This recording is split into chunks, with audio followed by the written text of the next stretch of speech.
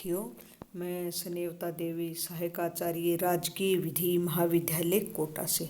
और आप सभी का राजकीय विधि महाविद्यालय कोटा के यूट्यूब चैनल में हार्दिक स्वागत एवं अभिनंदन।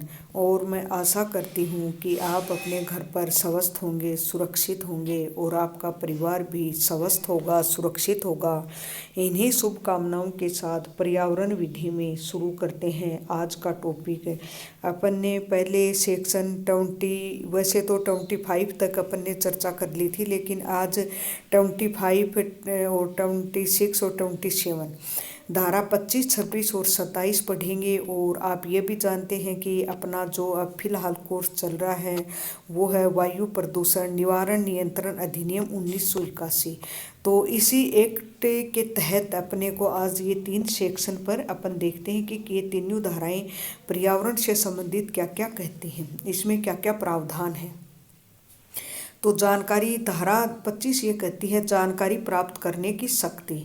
तो राज्य बोर्ड को सौंपे गए कार्यों के किए जाने के उद्देश्यों के लिए राज्य बोर्ड या राज्य बोर्ड द्वारा नियमित सशक्त कोई अधिकारी, ऐसे अधिष्ठाता या अन्य व्यक्ति से जो कोई उद्योग चला रहा है या कोई नियंत्रण उपकरण या औद्योगिक संयंत्र प्रचलित कर रहा है या कोई जानकारी मतलब जिसके अंतर्गत क्या क्या आएगा कि वायुमंडल में निकाले गए वायु प्रदूषण की किस्म के बारे में जानकारी भी आती है, मांग सकेगा।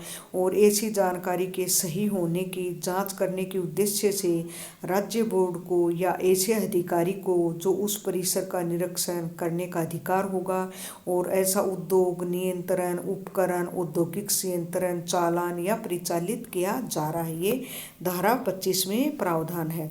अब क्या है, ये थोड़ा सा नया टॉपिक हो गया कि इसके नमूने कौन लेगा, उत्सर्जन के नमूने लेने की, फिर आगे प्रयोगशालाएं, फिर इससे संबंधित क्या क्या प्रक्रियाएं अपनाई जा रही हैं।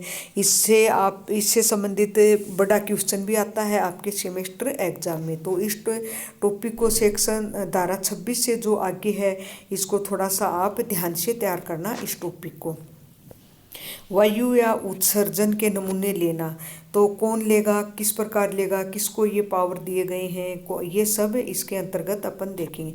राज्य बोर्ड या उसके द्वारा नियमित सशक्त किसी अधिकारी को, राज्य बोर्ड भी ले सकता है या राज्य बोर्ड द्वारा सशक्त कोई अधिकारी विश्लेषण के उद्देश्य के लिए, मतलब उसका विश्लेषण करने के लिए, उस उद्देश्य के लिए वायु के या किसी चिमनी, वाहिनी, घूमनाल या अन्य निकास से उत्सर्जन के नमूने ऐसी रीति से लेने की शक्ति होगी जो विहित की जाए कि जिस तरीके दिए गए हैं, जो तरीके दिए गए हैं उन तरीकों के तहत रहते ही कोई चिमनी है, वाहिनी की कहाँ धुआं निकल रहा, कहाँ ज़्यादा प्रदूषण हो रहा है, और उसमें जो प्रोविज़न है, जो रूल है, जो उसके तहत ही नमूने लिए जाएंगे।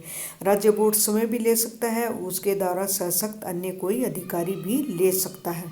फिर क्या है, इस उपधारा जो 1 के अधीन दिया गया है, उत्सर्जन के लिए लिए गए नमूने के विश्लेषण का परिणाम किसी विधिक कार्यवाही में साक्ष्य में तब तक ग्राह्य नहीं होगा जब तक कि उपधारा 3 और 4 के उपबंधों का अनुपालन न कर लिया गया हो। मतलब तुरंत नमूने लेने के बाद ये नहीं है कि इसको तुरंत साक्ष्य मान लिया जाएगा, एविडेंस मान लिया जाएगा, नहीं, तब तक एविडेंस में नहीं माना जाएगा जब तक धारा 3 और 4 के जो भी उसमें प्रोविजन है उनका अनुपालन न किया गया हो। उपधारा 4 के उपबंधों के अधीन रहते हुए जब उत्सर्जन का नमूना उपधारा 1 के अधीन विश्लेषण के लिए लिया गया है, तब नमूना लेने वाला व्यक्ति क्या क्या करेगा, इस प्रकार विश्लेषण करने के अपने आशय की सूचना लिखित रूप में जो भी है अधिष्ठाता उसके अभिकर्ता को तुरंत तामील करेगा। अधिष्ठाता या उसके अभिकर्ता की उपस्थिति में विश्लेषण के लिए उत्सर्जन का नमूना लेगा, उसको आधानों में रखवाएगा और उसको सील बंद करेगा और उस पर जो भी अधिष्ठाता अभिकर्ता हैं उनके हस्ताक्षर करवाएगा।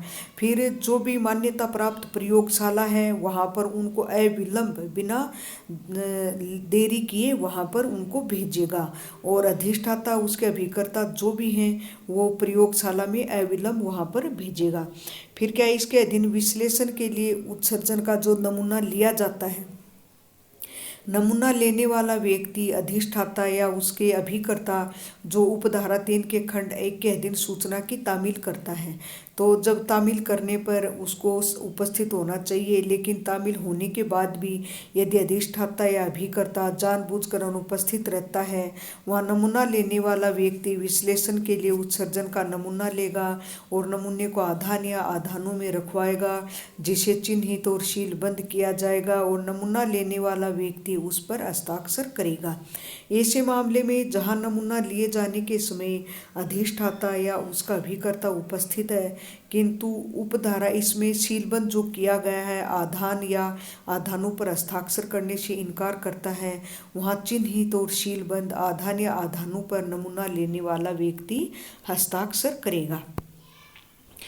ये फिर क्या है, जो आधान या आधानों को धारा 28 की उपधारा 1 के अधीन स्थापित या विनिर्दिष्ट जो भी स्थापित प्रयोगशाला है को विश्लेषण के लिए अविलंब भेजा जाएगा और ऐसा व्यक्ति धारा 29 की उपधारा 1 के अधीन नियुक्त सरकारी विश्लेषक को अधिष्ठाता या उसके अभिकर्ता के यथास्थिति जानबूझकर अनुपस्थित रहने का आधान या आधानों पर हस्ताक्षर करने से इनकार करने के बारे में, यदि वो हस्ताक्षर नहीं कर रहा है, यदि उसने इनकार कर दिया है वो, तो इसकी समस्त लिखित जानकारी देगा।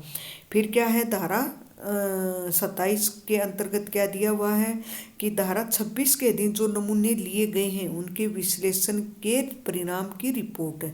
अब धारा 27 ये कह रही है जो नमूने लिए गए हैं उनके विश्लेषण के परिणाम की रिपोर्ट कैसे, कहाँ भेजना, क्या करना है। जहाँ उत्सर्जन का नमूना राज्य बोर्ड द्वारा स्थापित या मान्यता प्राप्त प्रयोगशाला को विश्लेषण के लिए भेजा जाता है, वहाँ धारा 29 की उपधारा 2 के अधीन नियुक्त बोर्ड विश्लेषक नमूने का विश्लेषण करेगा और विहित प्रारूप में ऐसे विश्लेषण के परिणाम की रिपोर्ट 3 प्रतियों में यथास्थिति केंद्रीय बोर्ड या राज्य बोर्ड को इसकी प्रति देगा। कितनी प्रतियों में? 3 प्रतियों में विश्लेषण के परिणाम की रिपोर्ट किस किस को? केंद्रीय बोर्ड या राज्य बोर्ड को देगा और सही जो भी रूल है, जो भी एक विहित प्रारूप है, उस प्रारूप में सही फॉर्मेट में ही यह सूचना दी जाएगी। उपधारा 1 के अधीन रिपोर्ट की प्राप्ति पर रिपोर्ट की एक प्रति राज्य बोर्ड धारा 26 में निर्दिष्ट अधिष्ठाता या उसके अभिकर्ता को भेजेगा। दूसरी प्रति उस न्यायालय में जिसमें उसके विरुद्ध कोई विधिक कार्यवाही की जा सकती है पेश किए जाने के लिए रखी जाएगी और तीसरी प्रति राज्य बोर्ड रखेगा। मतलब ये प्रति कहाँ कहाँ पहुँचानी है, किस किस को देनी है, ये सभी इसके अंतर्गत दिया हुआ है। 3 प्रति कहाँ कहाँ दी जाएगी। फिर क्या, जहाँ कोई नमूना धारा 26 की उपधारा 3 या उपधारा 4 के खंड घ के अधीन विश्लेषण के लिए उसमें उल्लेखित किसी प्रयोगशाला को भेजा गया है, वहाँ क्या करेगा, सरकारी विश्लेषक नमूने का विश्लेषण करेगा और विश्लेषण के परिणाम को विहित प्रारूप में रिपोर्ट तैयार करके 3 प्रतियों में राज्य बोर्ड को भेजेगा जो उपधारा 2 के उपबंधु का अनुपालन करेगा। ये भी क्या करेगा, पूर्ण रूप से रिपोर्ट तैयार करेगा। रिपोर्ट तैयार करने के बाद विहित प्रारूप में 3 प्रतियों में राज्य बोर्ड को भेजेगा। धारा 26 की उपधारा 3 के खंड घ में उपबंधित रूप में जो भी उसमें जो प्रारूप दिया गया है उस रूप में अधिष्ठाता या उसके अभिकर्ता के अनुरोध पर किसी नमूने का विश्लेषण करने में यदि कोई खर्चा उपधारा 4 के अधीन जानबूझकर अनुपस्थित रहने या उत्सर्जन के नमूने के चिन्हित सीलबंद आधानों पर हस्ताक्षर करने से इनकार करने की दशा में ऐसे अधिष्ठाता या उसके अभिकर्ता द्वारा संदेह होगा जो व्यतिक्रम की दशा में वह उससे भू राजस्व और लोक मांग की बकाया के रूप में वसूलिए होगा।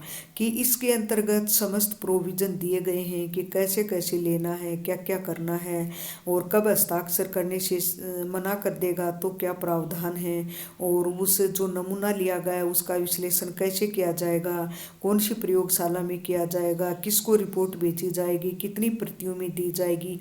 और ये आपके सेमेस्टर एग्ज़ाम के लिए भी इम्पोर्टेंट है और मैं आशा करती हूँ कि आपके ये लेक्चर समझ में आया होगा। इन्हीं शुभकामनाओं के साथ आप सभी को धन्यवाद।